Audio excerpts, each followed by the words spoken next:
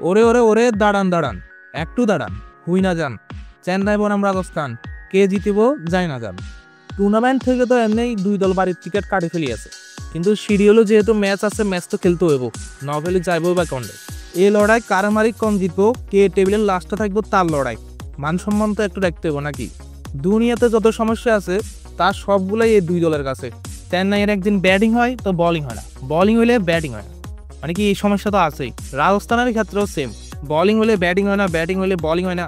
তবে রাজস্থানের ব্যাটিং দিয়ে এত দোষ দম যায় না, রাজস্থান ভালো ব্যাটিং করে, খালি শেষ দিকে যায় একটু মারা খাই যায়। তো আপনি যদি মনে করেন এই ম্যাচে মজা আইতো না, তাহলে ভুল করতেছেন। ম্যাচে মজা না আইলেও ক্যামেরাম্যান আপনারে ঠিকই মজা দিয়ে দিবে। राजा जी अपनी शक्तियों का पूरा इस्तेमाल कर रहे हो, लेकिन लौंडा यहाँ नहीं रुक। আচ্ছা, মজা তো অনেক হয়েছে, এবার হালকা একটু সিরিয়াস বিশ্লেষণ করি। চেন্নাই রাজস্থান দুই দলই বাড়িতে। চেন্নাই আইপিএল এর যে দলগুলো আছে তাদের মধ্যে একটা প্রিমিয়াম দল। চেন্নাই 5 বারের চ্যাম্পিয়ন, কিন্তু গত 2 আসরে তাদের অবস্থা খুবই খারাপ। এই টুর্নামেন্টও তারা ইতিমধ্যে প্লে অফ থেকে বাইরে চলে গেছে।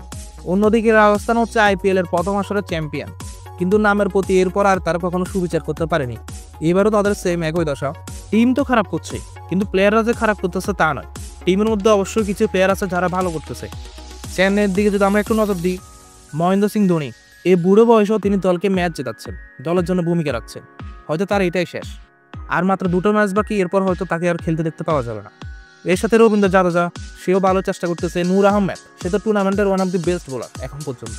পাথিরানা অবশ্য শেষ 2 ম্যাচে তার ফর্ম হারিয়েছে, নামের প্রতি সুবিচার করতে পারছে না। তবে ব্রেভিস কিন্তু রিপ্লেস হিসেবে ডাক পেয়ে ভালোই কামব্যাক করেছে। অন্যদিকে আপনারা দেখেছেন রাজস্থানের ব্যাটিং অর্ডার নিয়ে কোনো সমস্যা নেই, তাদের ব্যাটসম্যানরা ভালোই, সবগুলোই ইন্ডিয়ান উঠতি তারকা।